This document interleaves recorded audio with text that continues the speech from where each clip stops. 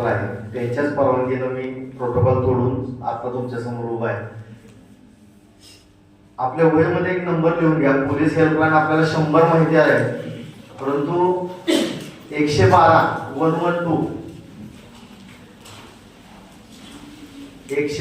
Helpline number हा आजच्या काळातील अलीकडला या 2-3 वर्षामधील अतिशय ऍक्टिव्ह असा नंबर आहे.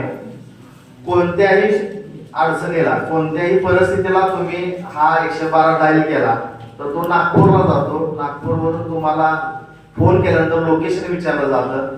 ज्या जिल्ह्यामध्ये, ज्या तालुक्यामध्ये, ज्या गावामध्ये आपण आहात ते लोकेशन पटकन तिथल्या एसपी ला जातं. एसपी कडून तिथल्या डीवायएसपी पीआय ला जातं. पीआय कडून तुमचा जर तुम्ही मुलगी असाल तर तिथल्या दक्षता आणि सुरक्षा कमिटीच्या ज्या काही महिला अधिकारी असतील त्यांच्याकडे तो नंबर जातो आणि तुमच्या लोकेशनला विदिन 10 to 15 मिनिट मध्ये, आणि जर मुलगी असाल तर लेडीज कॉन्स्टेबल तुमच्या त्या ठिकाणी 10 ते 15 मिनिटाच्या आतमध्ये पोलीस व्हॅन येते.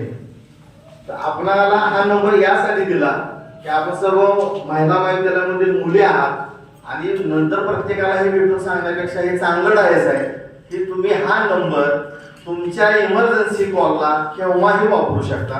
त्यासाठी हा हेल्पलाईन नंबर केलेला आहे. आणि जाता एक शेवटचा एक प्रसंग असाच आहे की बी अलर्ट का राहावा तर सातारा जिल्ह्यातील कोरेगाव तालुक्यातील XYZ गावातील XY मुलीच्या बाबतीत जी फक्त 4थी मध्ये शिकत होती, गेल्या 6 महिन्यापूर्वी ही घटना घडली आणि तिचा रेप करून मर्डर करण्यात आला.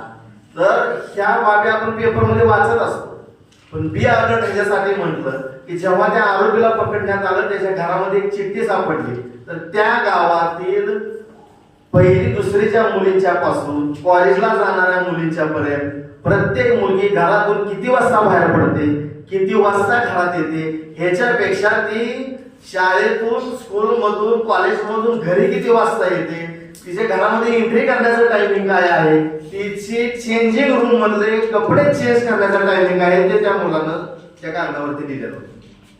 तर तुमच्यावरती वॉच कसा आहे याचं पण एक भान ठेवा आणि त्या पद्धतीनं आपण शून्य नागरिक म्हणून राहिलं पाहिजे याचं पण. आणि हे सुद्धा प्रोटोकॉल करून साहेबांच्याच परमिशन बोलतोय की साहेबांचं तर बोलायचं आम्हाला परमिशन नाहीये, परंतु प्राचार्य महोदय आणि विक्रम कुलकर्णी साहेब की ह्या ज्या आताच्या समोर तुम्ही मुली आहात या मुलींना हे आताचं सामाजिक जे काय आहे ते आम्ही वकील म्हणून जजेस न्यायाधीश साहेबांना आपण सांगितलं आमची सामाजिक परिस्थिती काय आहे, कोर्टाच्या आतमध्ये गेटच्या आतमध्ये त्या केसेस मध्ये आम्हाला माहिती आहे. त्यासाठी